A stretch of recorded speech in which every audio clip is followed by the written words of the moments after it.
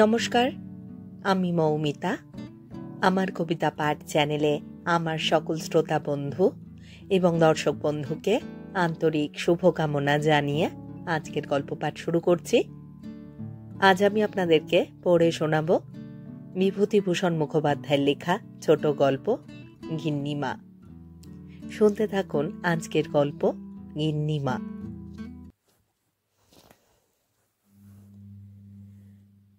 স্টেশনের বাইরে এসে দেখি যানবাহন কিছুই আসেনি। তাহলে যা আশঙ্কা করেছিলাম, টেলিগ্রামটা নিশ্চয়ই পৌঁছয়নি। যা জায়গা দেখছি, ভাড়াটে যানবাহনের প্রশ্নই আসে না।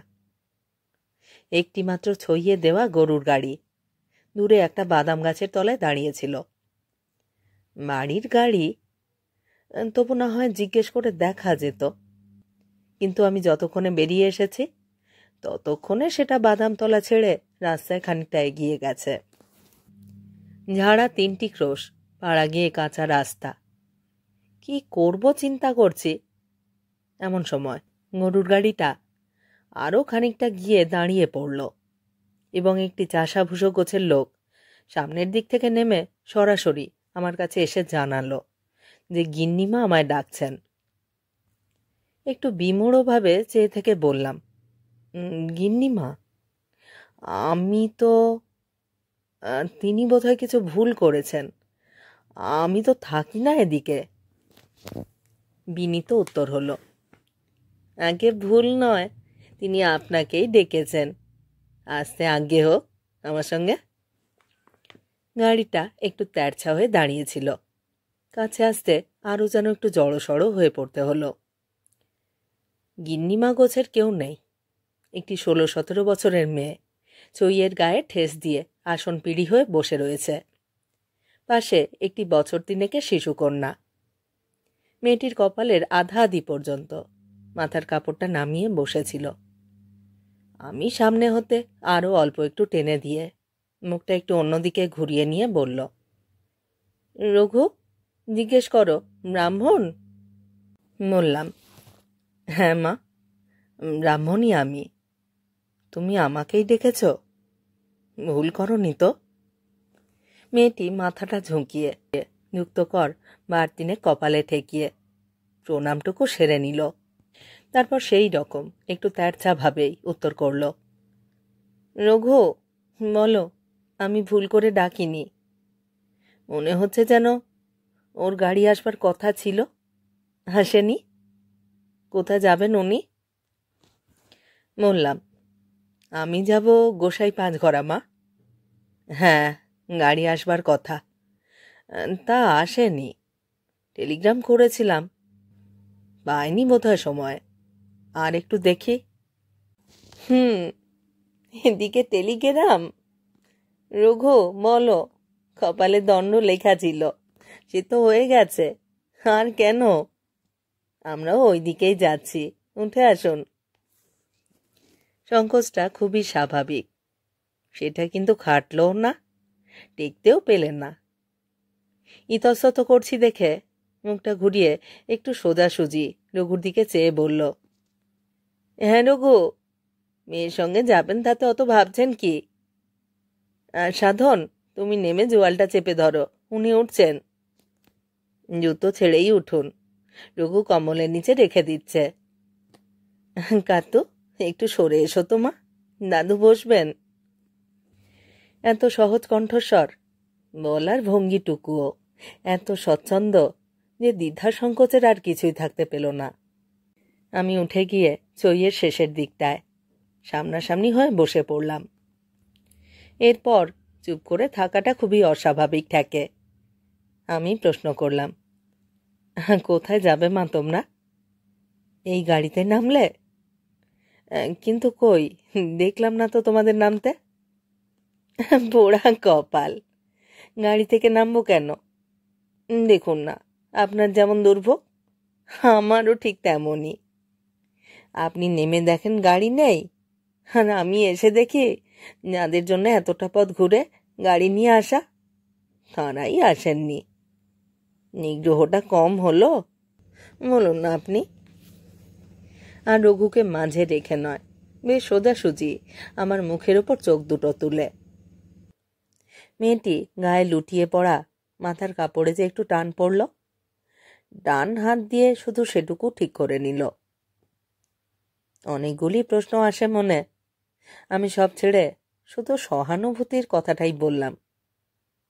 নিগ্রহ নয়, এই জ্যৈষ্ঠী মাসের রোদ মাথায় করে কচি মেয়েটাকে সঙ্গে নিয়ে। আর তোমারই বা এমন কি বয়স মা, ছেলে মানুষই তো। শেষের মন্তব্যটুকু যে মুখ থেকে বেরিয়ে গেল তার কারণ সংকোচের একেবারে বালাই নেই, এবং হয়তো এও যে নিনিমা বলে পরিচয়টা মনের মধ্যে একটা কৌতুক প্রশ্নের রূপ নিয়ে থাকবে। মেয়েটিও যে মুখটা একটু ঘুরিয়ে নিয়ে ঠোঁট টিপে হাসলে, সেটাও নিশ্চয়ই ওই কথাটুকু নিয়েই। তাতে এই রকমই মনে হলো তার বয়স নিয়ে একটা যেন গভীর রহস্য রয়েছে এবং তা চারিদিকেই বিভ্রম ঘটাচ্ছে। শেষে এই আমিও বাদ গেলাম না। একটু ম্লান হেসেই বললে, আমার কথা বাদ দিন, ছেলে মানুষটি থেকে গেলেই তো বাঁচতাম জ্যাঠামশাই, তা হতে পারছে কই। ও প্রসঙ্গ ওইখানেই শেষ করে দিয়ে মুখটি আবার গম্ভীর করে নিল। বলল, আমি খোকার কথাও ধরিনি, তারই কি বয়স, সে কি বোঝে বলুন। মা অন্ত প্রাণ, তা এখন যা নতুন হুজুকে মেতে রয়েছে, তাতে মায়ের প্রাণটা ধরে আছে কি না আছে তা কি মনে থাকে? কোনো কালেই কারুর মনে থাকেনি, তো ওর দোষ কি বলুন। কিন্তু তোমরা তো অতগুলো বিজ্ঞ মানুষ রয়েছ, অন্তত ভাবো তো নিজেদের খুব বিজ্ঞ। তাহলে যখন দেখলে এই গাড়িতে পাঠাতে পারলেন না, তখন একটা লোক দিয়ে বলে পাঠাতে তো হয়। জানো এইরকম ব্যবস্থা রয়েছে, একটা মানুষ অন্তদন্ত হয়ে স্টেশনে ছুটে আসবে, তার মনের অবস্থাটাও তো বোঝা উচিত। কিরকম খোকা, বিজ্ঞ মানুষই বা কারা, কিছুই আন্দাজ করা যাচ্ছে না। এ অবস্থায় কি মন্তব্য করি? আমি অনির্দিষ্টভাবেই বললাম, ভুল হয়েছে বই কি। ভুল নয় জ্যাঠামশাই, এ আপনি লিখে রাখুন, এই ইচ্ছে করেই আটকে রাখা। তাহলে তো খুব অন্যায়। অন্যায়? তা অন্যায় এই প্রথম নাকি? একটি একটি করে যদি ফিরিস্তি ধরে দিই তো দেখবেন একখানি মহাভারত। আসল কথা, এরা কুটুম কুটুম করে যতই নাচুন, কুটুম ভালো হয়নি। ভালো কুটুমের এই ব্যবহার, বলুন না জ্যাঠামশাই। বললাম, বেয়ে আক্কেলে পোনা বই কি। তা আমিও হটপাট পাত্রী নই, স্টেশনে বসিয়ে রেখে এলাম, ঘণ্টাখানেক পরেই ওদিকার গাড়ি আসছে, যান গিয়ে নিয়ে আসুন। ছেলে আমি আটকে রাখতে দেবো না। এদের বাবা বলে, নতুন কুটুম গিয়ে তাদের সঙ্গে বচসা করব। বললাম, বচসাই বা করতে যাবে কেন খামোকা? সেবার অষ্টমঙ্গলের সময় অমন বিঘ্নিটা হয়ে গেল, এবার একবার মা মঙ্গলচণ্ডীর তলাটা না দেখিয়ে বেটা বউ ঘরে তুলব না। এই কথাটা তো ওনা জানেন, বই বই করে লিখে দিয়েছি, নিজের হাতে লিখেছি আমি গাড়ি নিয়ে আসব, স্টেশনে ওদের নামিয়ে দিয়ে ওদিক থেকে ওদিকেই রইনেতে চলে যাব, ভোগ রেঁধে মার পুজো দিয়ে বাড়ি ফিরব। তাই এসে দেখি না, না ছেলে না বউ, না একটা লোক যে বুঝতে পারি ব্যাপারখানা কি। ঘণ্টাখানেকের মধ্যেই গাড়ি, দুটোই স্টেশনও দূর নয়, বসিয়ে রেখে চলে এলাম। এর মধ্যে বচসার তো আমি কিছুই দেখছি না। তবে হ্যাঁ, আমি থাকলে ওরই মধ্যে দুটো কথা শুনিয়ে আসতুম, তা তুমি যা মানুষ পারবেও না, আর তার দরকারও নেই। রঘু সাধন গাড়োয়ানের পাশাপাশি বসে গল্প করছিল। মুখটা ঘুরিয়ে প্রশ্ন করল, আর সতীন খাইতে একবার নামা হবে তো গিন্নিমা? ও মা, নামতে হবে না? তুমি সব জেনে শুনে এমন একটা বোকার মতন কথা বলে দাও বাছা। সতীন খাইয়ে ডিবিতে আগে মাথা না ঠেকিয়ে রই নিতে গেলে মা পুজোই নেন না বলে। আর সত্যি কি না, রই নিতে যেমন মার বাঁ পায়ে কোড়ে আঙুল পড়েছিল, সতীন খাইতে তেমনই চিটকে পড়েছিল আঙুলের একটু নখ। তার নখ বলে তো তুচ্ছতা ছিল করা যায় না। সতী দেহের কত বড় অমর্যাদা হলো তাতে, ভেবে দেখো না। আর হ্যাঁ রঘু, হঠাৎ খিলখিল করে হেসে উঠে একটু অপ্রতিভ হয়ে মুখটা ঘুরিয়ে নিল।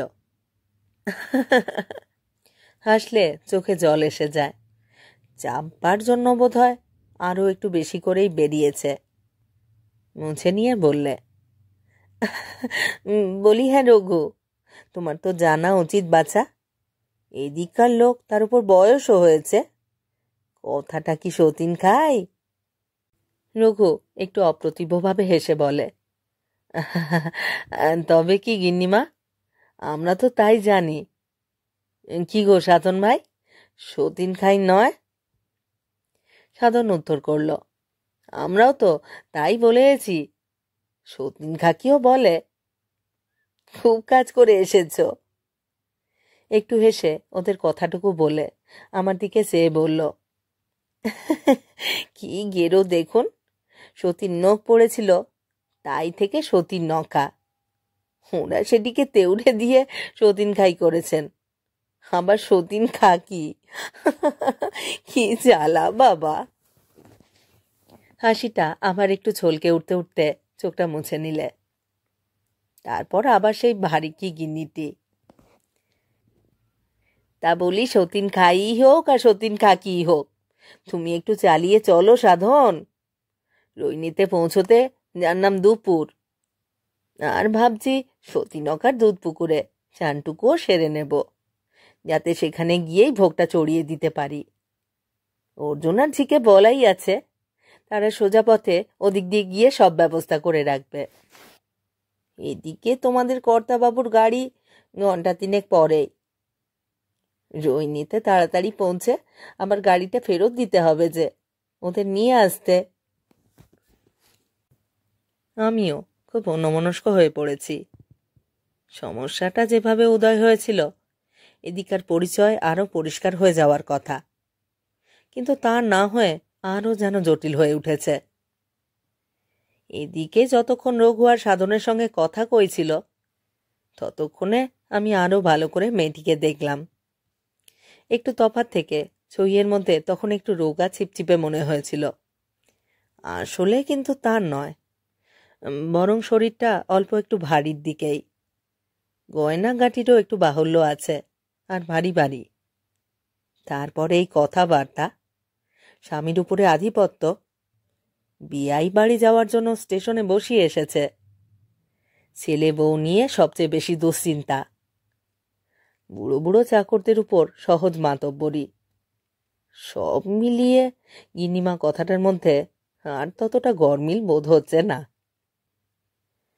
কিন্তু আসল সমস্যাটাই তো মিটছে না, খোকার বিয়ে। অঙ্ক নিয়ে আমার মনে মনে একটি কসরত চলছে। প্রথম দেখায় যে বয়সটি ফেলেছিলাম 16-17, সব মিলিয়ে সেটাকে 20-21 করতেও রাজি আছি। সত্য না হলেও খুব বেমানান হবে না, কিন্তু তা হলেও খোকার বিয়ে আসে কোথা থেকে? এই মেয়েটি বোধহয় কোলের, বছর 3 হলে, আরও বছর 2 ধরা ভালো প্রথম সন্ধানের জন্যে। কলকাতা থেকে প্রায় 150 মাইল দূরে অজপাড়াঙ্গা। এসব জায়গায় বাল্যবিবাহের সঙ্গে কৈশোর মাতৃত্ব বিরল নয়। আরও গোটা 2 বছর ধরা যায় টেনে টুনে, কিন্তু তাতেও তো খোকার বয়স বছর 7 বেশি হয় না। এরই মধ্যে বিয়ে, অষ্টমঙ্গলা, মঙ্গলচণ্ডীর দৌড়ে মাথা কোঁড়া। কিন্তু হয়েছে তো তাই, নিঃসন্দেহে। আমার বিবেকে বড় যেন বাধে, তাইতেই বোধহয় আমার চিন্তাকুল দৃষ্টিতে একটা বেদনার ছাপ পড়ে থাকবে। মেয়েটি ওদের দুজনের সঙ্গে কথা কয়ে যাচ্ছিল। কি কথা, এদিকে ভালো করে কানেও যাচ্ছিল না।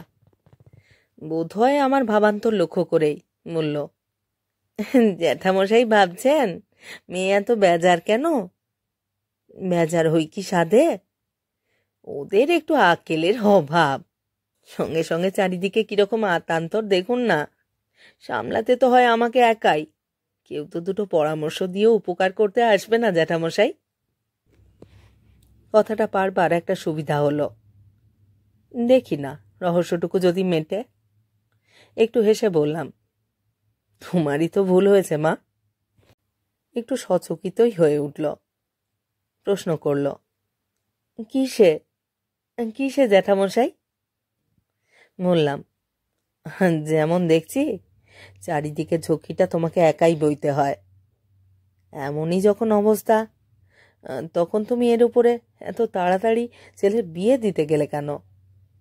ছেলে মানুষ, কিছু বোঝে না, তাইতেই তো এইরকম গোলমালটা দাঁড়িয়েছে।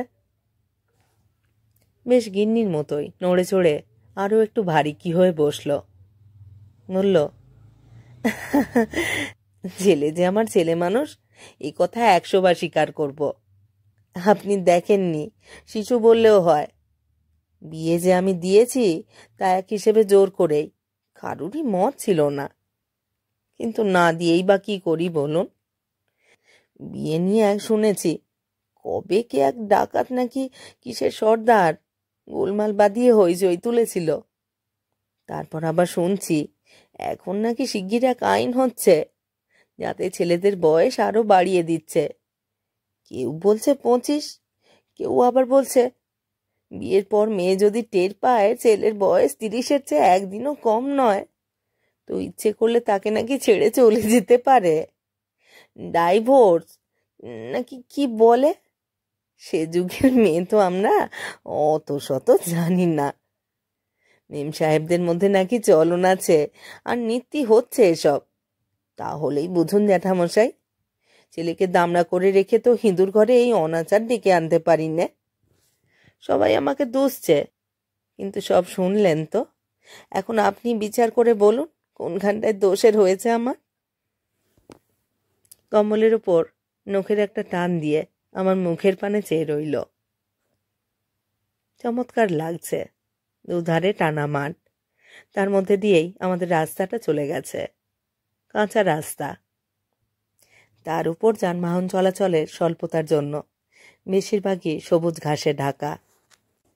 মাঠের পরে ঘন সবুজ আবেষ্টনীর মধ্যে গোল পাতায় ছাওয়া বাড়িঘর।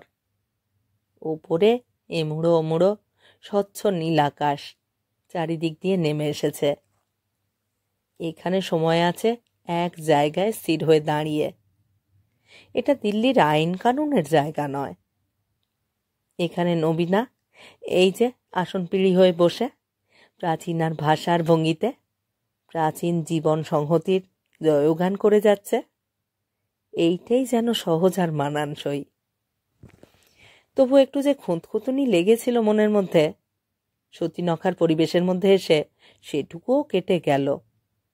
জায়গাটা বিশেষ কিছু নয়, ঘন শাখা পল্লবিত একটি পুরাতন পাকুড় গাছের গোড়ায় আগা গোড়া সিঁদুরলেপা একটি মাটির ঢিপি। তারই মধ্যে সতীচরণের বাম কনিষ্ঠার নাকি নখ কণিকা। পাশের পুষ্করিণীটি বড় না হলেও স্বচ্ছ।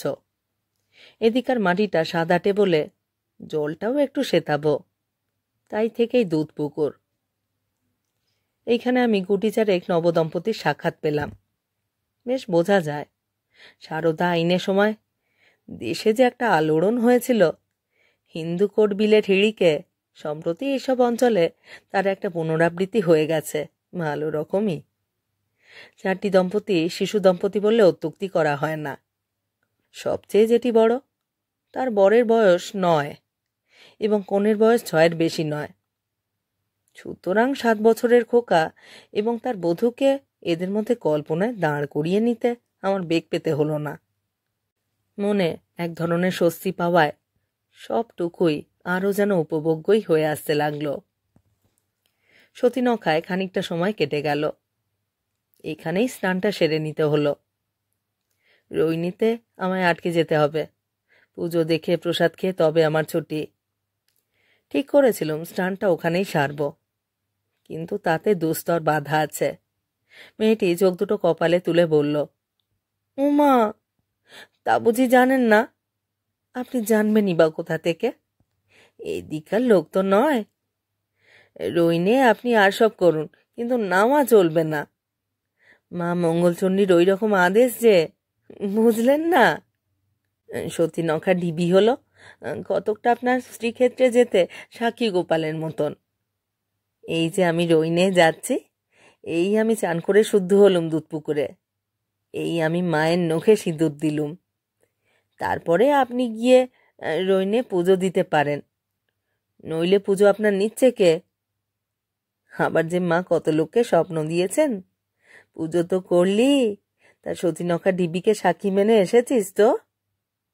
তখন আবার যাও, দুধ পুকুরে চান করো, ডিবিতে সিঁদুর ছোঁয়াও, রইনিতে আবার ধর্ণা দাও। এই তখন গিয়ে মা পুজো নেবেন। ওই যে বললুম না, সতীনখা হলো রইনের সাক্ষী গোপাল। কিরকম একটা কৌতূহল হতে জিজ্ঞেস করলাম, তুমি ওদিকটা হয়ে এসেছ? শ্রীক্ষেত্রের কথা বলছি। তা হয়ে এসেছি বই কি। জীবন হচ্ছে পদ্মপত্রে জলবিন্দু, গড়িয়ে পড়লেই হলো। তার উপর আবার অম্বুলে রোগী, কবে আছে কবে নেই। তীর্থক্ষেত্রগুলি সব একবার করে সেরে রেখেছে। সংসারে যতদিন মুখ গুজরে পড়ে থাকতে হবে, তা তো হবেই, ছাড়ান তো নেই। তবু ভাবলে ওদিকার পথটা তো খোলা থাক। একবার করে বুড়ি ছোঁয়া করে এসেছে, তারপর অদৃষ্টে যা থাকে, ওদের দয়া হয় আবার তখন যাবে। পাকুড় গাছতলায় জায়গা পরিষ্কার করে খেতে দেওয়া হয়েছে কলা পাতায়। চিঁড়ে, দই, আম, ঘরে তৈরি কাঁচাগোল্লা। আমাতে কাতুতে এক জায়গায়, একটু তফাতে রঘু আর সাধন। ওদিকে গিন্নিমা পরিবেশন সেরে একধারে বসে সতীনখা আর রইনের পুরাণ শুনিয়ে যাচ্ছে। ও অবশ্য খেলে না কিছু। প্রশ্নটা করতে একটু শিউরে উঠে আমার অপরিসীম অজ্ঞতায় প্রশ্রয়ের হাসি হেসে বলল, মা, আমায় যে মায়ের ভোগ রাঁধতে হবে জ্যাঠামশাই। শুধু আজ নয়, কাল থেকে উপোস। ভোগ মুখে দিয়ে বারণ, তার আগে জলবিন্দু নয়। দেখতেই যেন কিছু না, এখানে একটা সিঁদুর মাখানো মাটির ঢিবি, ওখানেও বলতে গেলে তাই। কিন্তু পুজো যে বড্ড কঠিন জ্যাঠামশাই, একটু এদিক ওদিক হলেই স্বপ্ন। অষ্টমঙ্গলার পর অমন বিঘ্নিটা হয়ে গেল। বললুম মুখ চিরে রক্ত দিয়ে আসবো মা, স্নানে গিয়ে। অপরাধ নিও না। এখন আশীর্বাদ করুন জ্যাঠামশাই, যেন মুখ রাখেন মা। এখান থেকে রইনে বেশি দূর নয়, 8 ক্রোশ পথ। এইটুকু পথ সমস্ত অন্তর দিয়ে রসটুকুকে নিংড়ে নিতে নিতে চলেছি। একটি নূতন সংসার আমার, পথে পেয়ে পথেই হারাতে হবে বলে মনটি পাওয়ার সুখের সঙ্গে বিচ্ছেদের বেদনায় আতুর হয়ে উঠেছে। ভাইজি, সে আমায় এমন নিঃশেষভাবে আমার পূর্ব জীবন থেকে এই জীবনে টেনে নিয়েছে যে সমাজ অঙ্গে কোথায় যে কি ত্রুটি হচ্ছে তা নিয়ে আমার মন আর মোটেই দ্বিধাগ্রস্ত নয়। নাতনি কাতুর সঙ্গে খুব ভাব হয়ে গেছে। এবার কিশোর দম্পতি বেশে আমার নাতি নাত বউকে দেখব। তার জন্যে আমার মনটা যে শুধু প্রস্তুত তাই নয়, কতকটা যেন উদ্গ্রীব হয়ে উঠেছে। এখন এই ভয় হচ্ছে, যদি কোনো কারণে তারা নাই এসে পড়তে পারে। না না, মা মঙ্গলচণ্ডী আমায় অতটা নিরাশ করবেন না। তবে যাক, ওটা নৈরাশ্য কি স্বস্তি কি সব মিলিয়ে অন্য কিছু, তা যখন ঠিকভাবে বুঝতেই পারা গেল না, তখন যা হলো তাই বলে দিয়ে খালাস হই। রইনে যাত্রীদের থাকবার জন্য কিছু মেটে ঘর আছে। একটু আড়াল থেকে আমাদের গাড়িটা সামনে দিয়ে এগিয়ে আসতে একটি যুবক যেন অপেক্ষাই করছিল। উল্লসিতভাবে দাওয়া থেকে একরকম লাফিয়েই ছুটে এলো। গিন্নিমা, এসে গেলে? সঙ্গে সঙ্গে একটা সাড়া পড়ে গেল। ঘরের মধ্যে জনা তিনেক লোক কলরব করতে করতে বেরিয়ে এলো। কাতু গাড়ির উপর থেকেই, দাদা, দাদা গো বলে বুকের উপরে ঝাঁপিয়ে পড়ল। খোকা, তুই? বলে ওদের মা অবাক অনড় হয়ে একটু চেয়ে রইল। তারপর উল্লসিতভাবে তাড়াতাড়ি নামতে নামতে বলল, তুই কখন এসে বসে আছিস? তুই কখন এসে বসে আছিস খোকা? বিয়াই বিয়ান, বিয়া কিলেপোনা করে পাঠালে না ভেবে আমি যে কর্তাকে তাড়াতাড়ি পাঠিয়ে দিলুম। ছেলেটি কিছু উত্তর দিল না, শুধু মুঠি দুটো চেপে একটা যেন দুষ্টুমি হাসিতে দুলে দুলে উঠতে থাকল। মেয়েটি একটু চেয়েই রইল, বুঝবার চেষ্টা করছে। তারপর চোখ দুটো উজ্জ্বল হয়ে উঠল। তাতে কৌতুক আছে, মায়ের প্রশ্রয় আছে, তার সঙ্গে যেন টেনে আনা রাগ অভিমানও আছে মায়ের। বলল, হ্যাঁ রে খোকা, এখনো তোর সেই ছেলে মানুষের লুকোচুরি গেল না? কি না, এলো না মনে করে এসে দেখব আগেই কখন এসে বসে আছে ছেলে। কি দুর্ভাবনা ঝড় যে বয়ে গেল মাথার উপর দিয়ে, একবার ভেবে দেখিস না তো। তবু হাসির ছোঁয়াচ লেগে হাসি আবার ফিরে আসছিল, কিন্তু মাঝপথে হঠাৎ যেন মিলিয়ে গিয়ে আতঙ্ক ফুটে উঠল। তা হ্যাঁ রে বৌমা, পাঠালেন না তাকে? ছেলেটিকে অবাক হয়েই দেখছি আমি। কম করে ধরলেও বছর 17-র নিচে বয়স না, বেশ সবল সুস্থ, পাড়াগাঁয়ের অবস্থাপন্ন ঘরের ছেলে। দূর শহরে পড়তে গেলে যে একটা অর্ধস্বচ্ছ চাকচিক্য আসে দেহে পরিচ্ছদে, সেটা সুস্পষ্ট।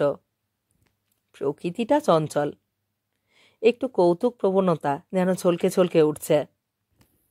মনকে বুকে চেপে বলল, পাঠাবে না? আর হুকুম সেটা দেখতে হবে তো, গরদানার ভয় নেই। আচ্ছা আচ্ছা হয়েছে, হুকুম তো সবাই মেনে রাজা করেছেন আমায়। তা কই? একটি বছর 13-14 চেলি পড়া মেয়ে আধ ঘন্টা দিয়ে চৌকাঠের কাছে বেরিয়ে দাঁড়িয়েছিল।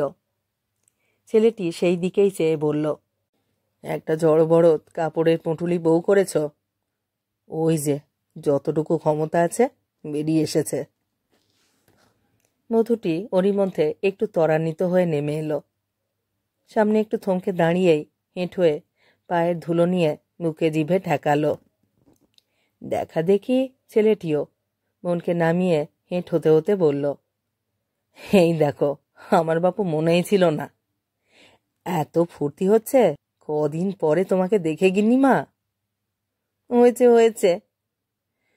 না, ওর তো মোটেই ফুর্তি হয়নি। কি গো ভালো মানুষের মেয়ে, বলো না। দুজনের চিবুকে 4টি আঙুল ঠেকিয়ে চুম্বন নিল। ছেলেটি শিউরে উঠল, বলল, ওর ফুর্তি? শাশুড়ি ঢাক ডাকের কথা শুনেই অর্ধেক হয়ে গেছে। হো হো করে হেসে উঠল আরো সবাই। মধুটি একটু গুটিয়ে গিয়ে ঘাটটা ঘুরিয়ে নিল। মেয়েটি ঘুরে ছইয়ের দিকে চেয়ে বলল, শুনুন জ্যাঠামশাই, শুনুন আপনার নাতির কথা। সঙ্গে সঙ্গে চকিত হয়ে উঠে বলল, দেখো দেখো, ভুলেই গেছলুম, তোদের নতুন দাদু খোকা কি চমৎকার যে মানুষ। নেমে আসুন না জ্যাঠামশাই, পায়ের ধুলো নেই ব্রাহ্মণের। পাছে বাধা পায়, আমি ইচ্ছে করেই পিছনে ছইয়ের দেওয়াল ঘেঁষে একটু আড়াল হয়ে বসেছিলাম। না, আর বয়সটা ঠেলে 20-21 করবার দরকার নেই। সত্যই 16-17 বছরের একটি মা, আর 17-18 বছরের তার ছেলে। অবশ্য হাসি মুখেই নেমে এলাম নিচে, কিন্তু কিসে যে আমার মনটা ছলছল করছে, হাসিতে কি অশ্রুতে, তা তো ঠিক বুঝতে পারছি না।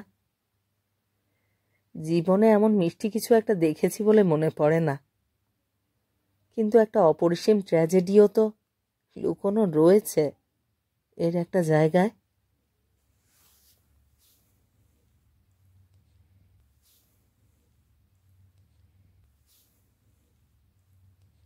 শেষ হলো আজকের গল্প, বিভূতিভূষণ মুখোপাধ্যায়ের লেখা গল্প গিন্নিমা। কেমন লাগলো আজকের গল্পটি? কেমন লাগলো আমার পাঠ এবং পরিবেশনা? তা অবশ্যই কমেন্ট বক্সে আমাকে লিখে জানান। আমার কবিতা পাঠ চ্যানেলে যারা নিয়মিত আমার পুরো গল্প পাঠ শুনছেন এবং নিয়মিত কমেন্ট করে আমাকে উৎসাহিত করছেন, তাদের জানাই আমার আন্তরিক ধন্যবাদ। যদি আমার গল্প নির্বাচন এবং পাঠ আপনাদের ভালো লাগে, অবশ্যই একটি লাইক করবেন এবং গল্পগুলিকে আপনাদের প্রিয়জনের মধ্যে শেয়ার করবার অনুরোধ রইল। আর আপনারা যারা নতুন আসছেন, যারা এখনও আমার কবিতা পাঠ চ্যানেলটি সাবস্ক্রাইব করেননি, তাদের অনুরোধ সাবস্ক্রাইব করে সাথে থাকার। সবাই খুব ভালো থাকুন আর থাকুন পরের গল্পের অপেক্ষায়।